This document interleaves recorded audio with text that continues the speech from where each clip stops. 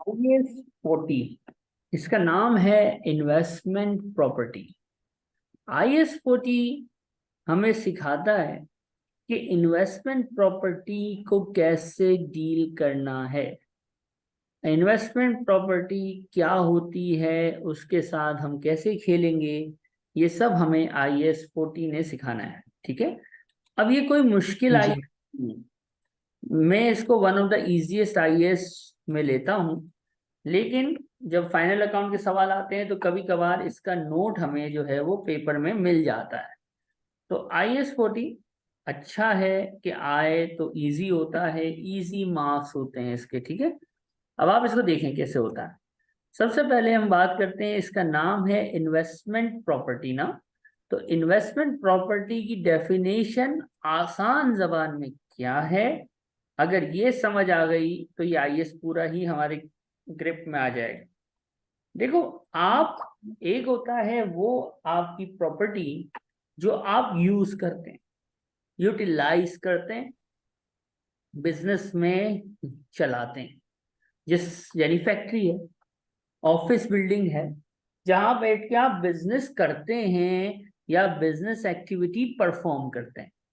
लेकिन मसला ये है कि सर जब हम इन्वेस्टमेंट प्रॉपर्टी की बात करेंगे ना, तो हम उस प्रॉपर्टी की बात करेंगे जिसको आप यूज नहीं कर रहे। क्या बोला? ये आपने रख दी है। क्या रख दी है सर? इसको आपने खरीदा है और कैपिटल एप्रिसिएशन पर्पस के लिए बंद कर दिया है या किराए पे चढ़ा दिया। आप यूटिलाइज नहीं कर रहे, ऑनर का यूज नहीं है। या तो आपने इसको बंद करके रख दिया है या रेंट आउट कर दिया है। कैपिटल एप्रिसिएशन यानी no use of honour, honour का यूज नहीं है, लेकिन क्या हो रहा है, इन्वेस्टमेंट कर दी है, प्रॉपर्टी ली है for the purpose of investment, कि जब रेट बढ़ेगा तो बेच दूंगा। तो इसको कहते हैं IAS 40 में ये आएगी। IAS 40 हमें कहता है कि भाई इसको रिकॉर्ड करने के दो मॉडल्स हैं, दो तरीके हैं। हमने बोला अच्छा बताओ। तो उसने कहा पहला मॉडल है कॉस्ट मॉडल। हमने बोला ये क्या है? तो इसने कहा बेटा जिस तरह डेप्रिसिएशन IAS 16 मिला था ना, याद है IAS 16, कॉस्ट पे रिकॉर्ड जी होगा बिल्कुल। और हर साल डेप्रिशिएट होगा वगैरह वगैरह। यानी इसमें कहते हैं कि भाई पहला मॉडल कॉस्ट मॉडल है जिसमें आप हिस्टोरिकल कॉस्ट पे एसेट को खड़ा रखते हैं, उसको आप क्या नहीं करते, मार्केट वैल्यू पे नहीं लेके जाते, कॉस्ट पे रखते हैं। और क्या करते हैं, हर साल डेप्रिशिएट। दूसरा जी ये सही है। दूसरा मॉडल होता है फेयर वैल्यू मॉडल। ये रिवैल्यूएशन नहीं है, IAS 16 वाला रिवैल्यूएशन नहीं है, इसमें थोड़ा सा डिफरेंस है। It's big different than IAS 16 का रिवैल्यूएशन। तो इसको भी हम अभी थोड़ी देर में सीखेंगे। कॉस्ट मॉडल और फेयर वैल्यू मॉडल दो मॉडल्स होते हैं।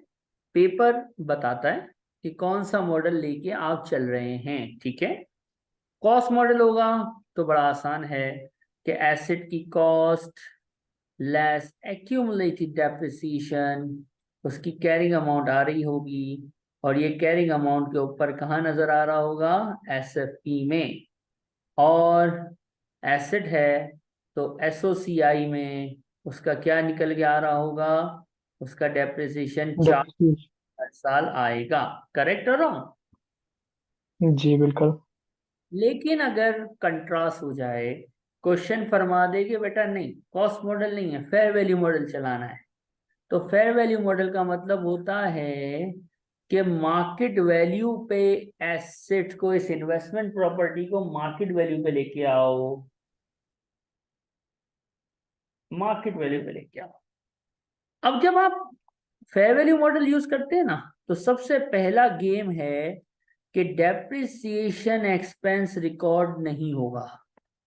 फेयर वैल्यू मॉडल पे अगर आप किसी भी इन्वेस्टमेंट प्रॉपर्टी को लेके चलते हैं तो डेप्रिसिएशन रिकॉर्ड करने की इजाजत नहीं है।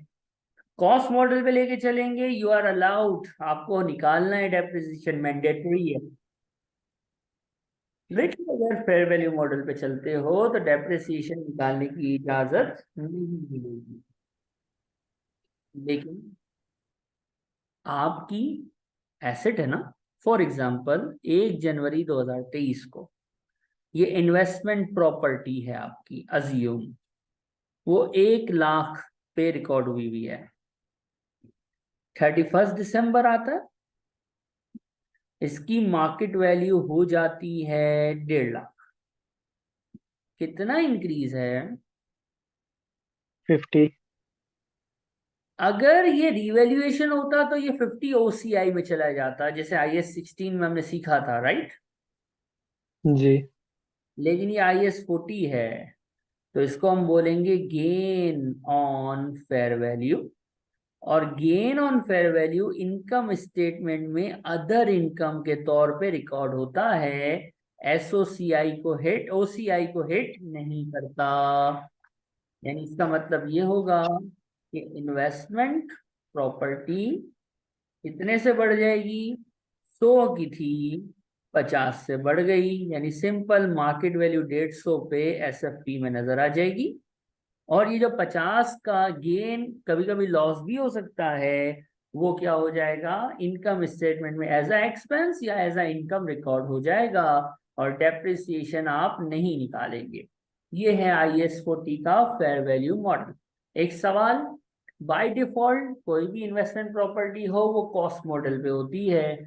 आप जब लेके जाते हैं फेयर वैल्यू मॉडल पे तो फिर वापसी नहीं होती।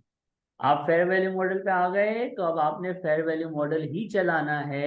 ऐसा नहीं हो सकता कि 1 साल फेयर वैल्यू मॉडल चलाओ और 1 साल जो है वो कॉस्ट मॉडल नहीं। और एक इन्वेस्टमेंट प्रॉपर्टी हो कॉस्ट मॉडल पे और दूसरी को फेयर वैल्यू मॉडल पे, ऐसा भी नहीं।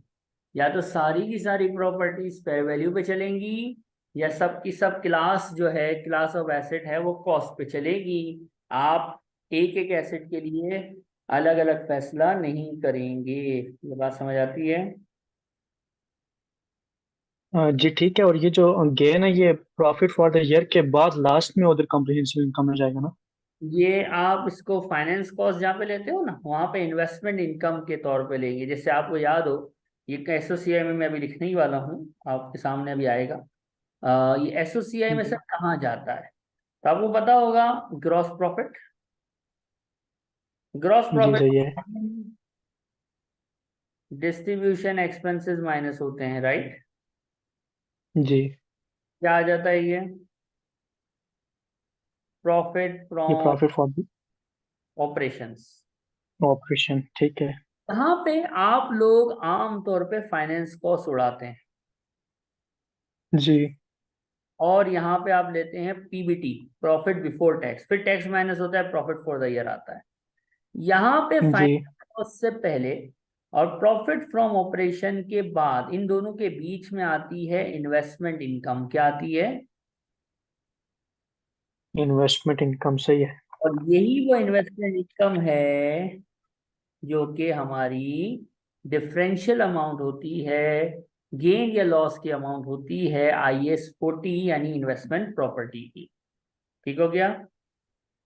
सही है। अब हम क्वेश्चन करते हैं। आधा IAS 40 आपका खत्म होता है, ठीक है, बाकी का आधा जी थोड़ी देर में भी हो जाएगा। अब हमारे पास एक अदद क्वेश्चन है, ये आ गया, सिलाइन, सिलीन, सिलीन सॉरी, बाजी सिलीन है। क्वेश्चन एक नजर पढ़ना है, ये आपने लिख लिया? जी। जी वो लिखिए। Celine Baji, manufacturing entity purchase property for you million, 1 million की प्रॉपर्टी खरीदी है। क्या बात है, बहुत जबरदस्त, बहुत जबरदस्त। फिर क्या हुआ? The lane element of cost is. Land element इसलिए बताया जाता है कि लैंड पे डेप्रिसिएशन नहीं होता। जी बिल्डिंग एलिमेंट इतना है, बिल्डिंग की लाइफ इतनी है, लोकल अथॉरिटी ने बताया है कि भाई आपकी प्रॉपर्टी 1.1 मिलियन की हो गई है। अब आपकी सही है। प्रॉपर्टी कहता है, आप इसको प्रॉपर्टी को कॉस्ट मॉडल पे रखो। चलो, कॉस्ट मॉडल वही IS 16 वाला होता है। मतलब सर 1 जनवरी 2001 को लैंड और बिल्डिंग, बीच में आ गया टोटल। लैंड कितने की है बेटा, हमने पढ़ा हुआ फोर है, लाख तो हाइट करेंगे ना। टोटल 1 मिलियन में से 400 की लैंड है, तो बिल्डिंग कितने की हुई। 600। कैरिंग अमाउंट 1 साल बाद की आपसे फाइनेंशियल्स पूछे हैं, यानी 31 दिसंबर 2001, 1 साल गुजरा है। तो कितना डेप्रिसिएशन करोगे। लैंड को तो डेप्रिशिएट हम नहीं कर सकते। बिल्डिंग की लाइफ सर 50 साल है, तो 600 डिवाइड बाय 50 कितना आया। 12। 12,000। कितना बच गई। 588। 12 गया। तो I can say 988 is the amount जो कि कहाँ जानी है, SFP में, अच्छा ठीक। एसेट में, इन्वेस्टमेंट प्रॉपर्टी। करेक्ट। सही है। और ये जो 12 का डेप्रिसिएशन है, ये SOCI में एक एक्सपेंस के तौर पे नजर आएगा। एम आई राइट। जी। तो सर ये तो आपने IS 16 कर दिया, तो हाँ ना, यही तो मैंने बोला कि IS 40 का cost model is 100% similar like IS 16। तो मसला कहाँ होगा, जब हम इसका कौन सा मॉडल करेंगे। फेयर वैल्यू क्या लिखा है फेयर वैल्यू में, डेप्रिसिएशन मकावा, डेप्रिसिएशन नहीं, नहीं होती। बस वैल्यूएशन का डिफरेंस चलता है। बड़ा आसान होता है फिर। फेयर वैल्यू मॉडल में पता है क्या होता है, 1 जनवरी दो, आप लैंड और उसको अलग भी ना करो। आपकी प्रॉपर्टी है 1 मिलियन की, क्योंकि डेप्रिसिएशन तो निकालना ही नहीं है ना। 31 दिसंबर को कितनी हो गई, 1.1। कहानी खत्म। 1.1 हो गई, यूं भी कर सकते, ये हो गई 1.1 ना। तो 1.1 में SFP में दिखाऊंगा as a non current asset, जिसकी हेडिंग होगी क्या, इन्वेस्टमेंट प्रॉपर्टी। कितनी दिखाऊंगा, 1100। बेहतरीन हो गया सर। सही है। जो डिफरेंस है, 1000 की चीज 1100 की हो गई, तो 100 का फायदा हुआ नुकसान हुआ। फायदा हुआ है। इस फायदे को क्या बोलेंगे। गेन। ये कहाँ चला जाएगा, SOCI। SOCI। डेप्रिसिएशन नहीं निकाला सर। नहीं, इसमें नहीं होता। IS 40 fair value model, there is no depreciation।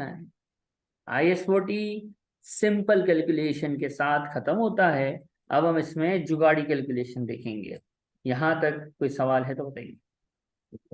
नहीं, सही है, क्लियर है।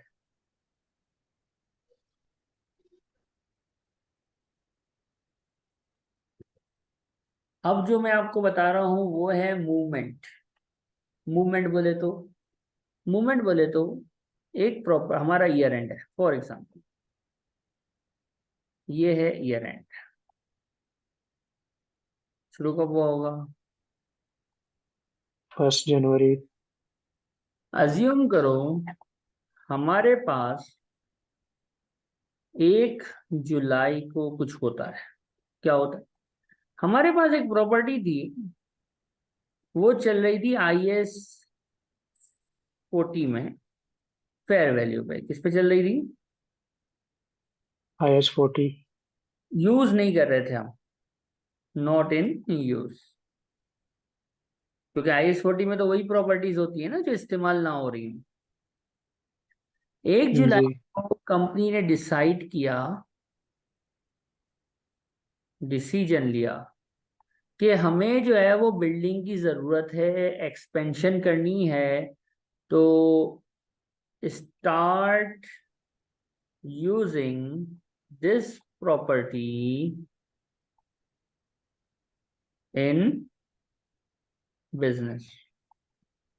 बिजनेस यूज में आपने ये प्रॉपर्टी ले ली, तो आपको ये दिख रहा है कि ये IS 40 में थी, और अब IS 40 से कहाँ जा रही है, IS 16। जो इस्तेमाल होगी वो 16 में चली जाएगी। तो 40 के फेयर वैल्यू मॉडल से 16 में जा रही है, तो इसकी मूवमेंट कहलाती है। ये क्या कहलाती है? मूवमेंट। उल्टा भी हो मूवमेंट। सकता है। उल्टा कैसे हो सकता है? कि एक प्रॉपर्टी हम बिजनेस में इस्तेमाल कर रहे थे, हमने 6 महीने 8 महीने बाद फैसला किया कि यार हमें जरूरत नहीं है, हमारी तो पुरानी बिल्डिंग में बहुत जगह है। लोगों को बोला बेटा तुम सब पुरानी बिल्डिंग में शिफ्ट हो जाओ, और उस बिल्डिंग को कैपिटल एप्रिसिएशन पर्पस के लिए हमने रेंट पे दे दिया या खाली कर दिया। तो अब क्या हुआ? 16 से इस्तेमाल होती हुई प्रॉपर्टी अब इस्तेमाल से बाहर निकल गई, तो 16 से कहाँ मूव हो गई?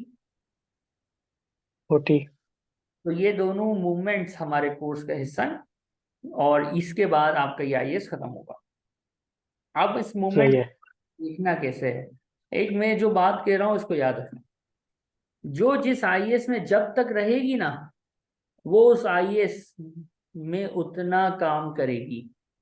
जब तक वो शिफ्ट नहीं हो रही, वो पुराने आईएएस पे चलेगी, और जैसे ही वो शिफ्ट हो जाएगी, वो जिस आईएएस में शिफ्ट होगी वो उस आईएएस के हिसाब से चलना शुरू कर देगी। यानी इस केस में 1 जुलाई तक हम आईएएस 40 चलाएंगे, और 1 जुलाई से ऑनवर्ड्स हम कौन सा आईएएस चलाएंगे? I-16। जैसे होगा काइला, काइली क्या नाम है, पढ़ो जरा।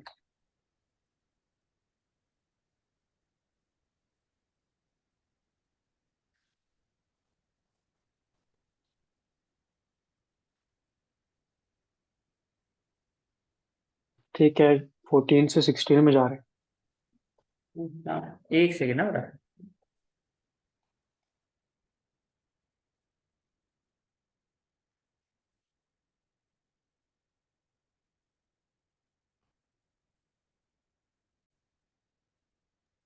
काइली जो है, उनके साथ क्या सेटिंग है कि परचेज इन्वेस्टमेंट प्रॉपर्टी कुछ सालों पहले फेयर वैल्यू मॉडल में चला रहा था। जनवरी में मसला किया उसने। फेयर वैल्यू थी कितनी? जब भी ऐसा हो ना कि एक आईएएस से दूसरे आईएएस में मूव कर रहा है, देखो कैसे पता चल रहा है, लिखा हुआ है ना, फेयर वैल्यू थी इतनी, जुलाई को डिसाइड किया कि इस प्रॉपर्टी को किस में ले लेगा। बिजनेस के यूज में। तो जब भी ऐसी हरकत करता है हम टाइमलाइन बना लेते हैं। ईयर एंड की टाइमलाइन 31 दिसंबर 2001, शुरू हुआ होगा जनवरी 2001। कब फैसला हुआ है? 1 जुलाई। 2001। मैं यूं बोल सकता हूं कि ये जो 6/12 है, इसमें आईएएस 40 चल रहा है। कौन सा? Fair value. और ये वाले जो 6/12 हैं, इसमें हम शिफ्ट कर गए हैं आईएएस 16 पे। एम आई राइट? जी बिल्कुल। अब इसको खेलेंगे कैसे? देखो भाई, खेलने के लिए ग्राउंड होना चाहिए। ग्राउंड क्या है? डेटा। हमारे पास ग्राउंड क्या है? डेटा। क्या लिखा हुआ है डेटा में, पढ़ना।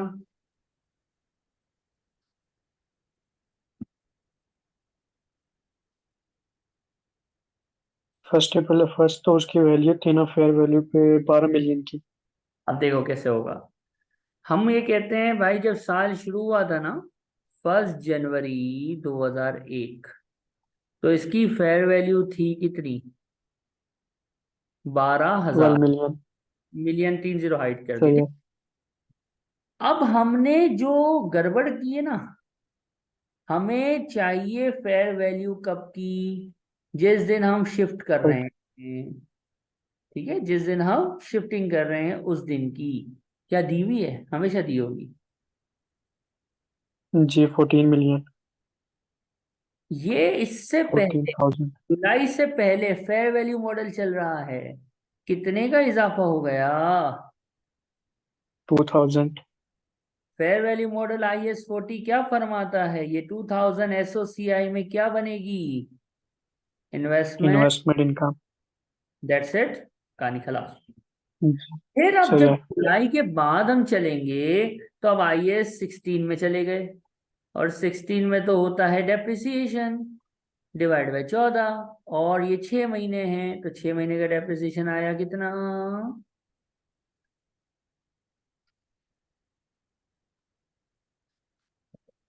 ये 500। तो कैरिंग अमाउंट IAS 16 में कैरिंग अमाउंट होती है, ईयर एंड है 31/12/2001, कितनी हो गई? सही है। अगर मैं SOCI पूरे साल की बनाता हूं एक्सट्रैक्ट, तो इसमें इन्वेस्टमेंट इनकम जानी है 2000 से, और अगले 6 महीने का डेप्रिसिएशन जाना है 500 से, कहानी खत्म। सही और है। SFP जो बैलेंस शीट बनेगी जिसमें नॉन करंट एसेट दिखेगा, वो कितने से दिखेगा? 13,500 से। बात समझ आती है? यानी सही है। तो वो जो हाँ बोले। जो ओल्ड हमने डाली हुई थी इन्वेस्टमेंट इनकम में, इन्वेस्टमेंट प्रॉपर्टी में, वहां से निकाल लेंगे। नहीं, रिवर्सल थोड़ी हो रहा है। वो जब तक IS 40 में खड़ी थी, वो IS 40 को हिट कर रही थी। IS 40 में खड़ी थी तो IS 40 के हिसाब से चल रहे थे। इसकी ये नहीं होता कि आप 40 से 16 में आओगे तो 40 को बर्बाद कर दोगे, नो। 40 का अपना ट्रीटमेंट था, वो रहेगा। 40 का अपना ट्रीटमेंट था, वो रहेगा। 16 का अपना ट्रीटमेंट है, वो कंटिन्यू करेगा। बात समझ आई? सही है, ठीक है।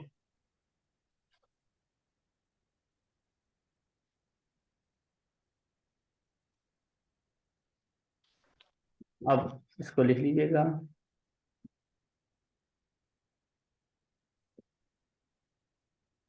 ठीक है, डन। ओके, अब आते हैं आगे।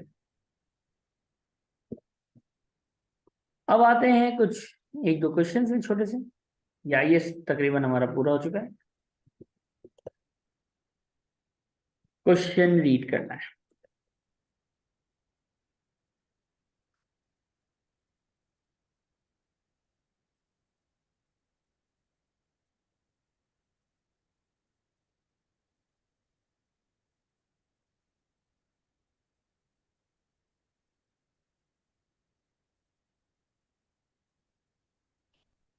ठीक है, फाइनल वो सेल्ड आउट कर रहे, सोल्ड आउट। अब इसमें थोड़ा सा कुछ नया है ना। जी। अब इन्वेस्टमेंट प्रॉपर्टी तो है, कैसे करें? क्या मॉडल बताया कोई?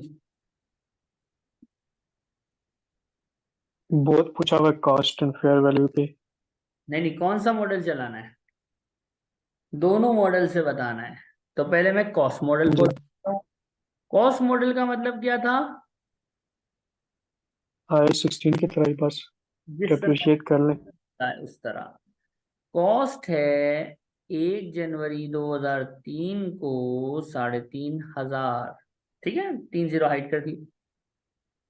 सही है। लाइफ 50 साल, रेसिडुअल वैल्यू है नहीं, ईयर एंड पे फेयर वैल्यू हो गई है इतनी, तो हमें क्या? सानू की। ठीक है, हमें क्या? फेयर वैल्यू से हमें कोई ताल्लुक नहीं है, क्योंकि कॉस्ट मॉडल जब चलाते हैं तो फेयर वैल्यू तो इग्नोर होती है, राइट और रॉन्ग? जी बिल्कुल। जिस दिन बेचा उस दिन की हमें कैरिंग अमाउंट चाहिए ना। कब बेचा है? 1 जनवरी 2006 को। इसकी कैरिंग अमाउंट सेलिंग प्राइस से इसको कंपेयर कर देंगे, गेन या लॉस आ जाएगा, जैसे IAS 16 में होता था। एक्यूमुलेटेड डेप्रिसिएशन आप देखिए ध्यान से, 3,500 है। लाइफ है इसकी 50 साल। कितने साल गुजरे हैं बेटा? 2003 का साल, 4 का साल, 5 का साल, और 2006 के पहले ही दिन बेच दी है। कितने साल गुजारे हैं? ठीक। 3। जी 3। तो कितना आया?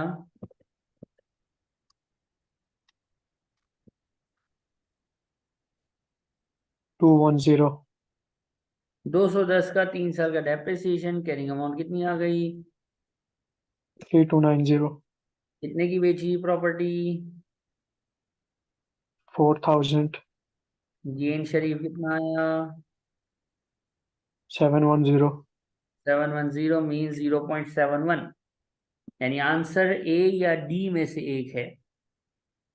सर मार्केट वैल्यू इग्नोर क्यों की बेटा? कॉस्ट मॉडल चला रहे थे इसलिए इग्नोर की। अब कौन? ठीक है। Fair value model. इसमें मार्केट वैल्यू को इग्नोर तो नहीं करेंगे ना। फेयर वैल्यू मॉडल में डेप्रिसिएशन तो होता ही नहीं है, करेक्ट और रॉन्ग? जी। कितने की थी सर? 3,500 की। बेहतरीन बेहतरीन। डेप्रिसिएशन होता ही नहीं है। फेयर वैल्यू मॉडल IS 40 का जो है, उसमें फेयर वैल्यू होता, उसमें डेप्रिसिएशन होता ही नहीं है। राइट और रॉन्ग? जी बिल्कुल। तो ये प्रॉपर्टी इतने की थी, एक बार फेयर वैल्यू आ गई, कितनी मार्केट वैल्यू दी हुई है 1 दिसंबर? 4.2। 42,000। 42। और इसके अगले ही थोड़े टाइम बाद हमने इसको बेच दिया है, डेप्रिसिएशन तो होता ही नहीं है, तो सीधा सीधा 200 का क्या नजर आ रहा है? लॉस। यानी फेयर वैल्यू मॉडल तो सर इतना आसान है कि लेटेस्ट मार्केट वैल्यू को सेलिंग प्राइस से कंपेयर कर लो, सेम तारीख ना भी हो जब भी चलेगा। क्यों? क्योंकि सर ये वो मॉडल है जिसमें डेप्रिसिएशन होता ही नहीं है। तो बेचने से पहले वाली सबसे लेटेस्ट सेलिंग प्राइस ले लो, और उसको, सॉरी, फेयर वैल्यू ले लो और उसको सेलिंग प्राइस से कंपेयर करो, कहानी खलास, कहानी खत्म, पैसा आ जाओ। इसमें कोई तकलीफ?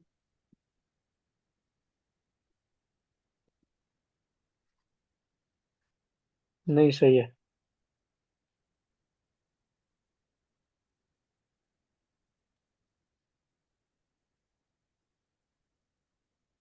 एक अदर और क्वेश्चन आपके सामने लाते हैं।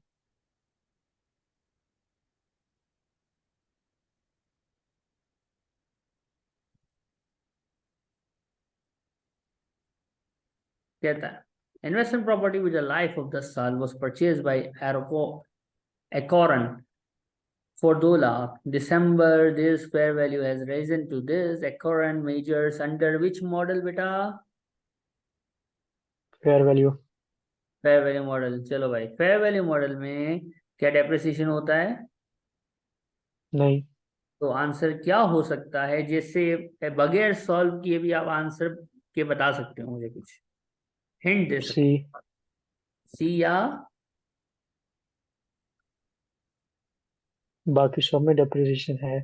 यानी बेहतरीन हो गया कि सर ये तो इतना आसान हो गया कि सी आंसर में बगैर सॉल्व किए बता सकता हूँ, क्योंकि मुझे ये याद है कि फेयर वैल्यू मॉडल में डेप्रिसिएशन नहीं होता।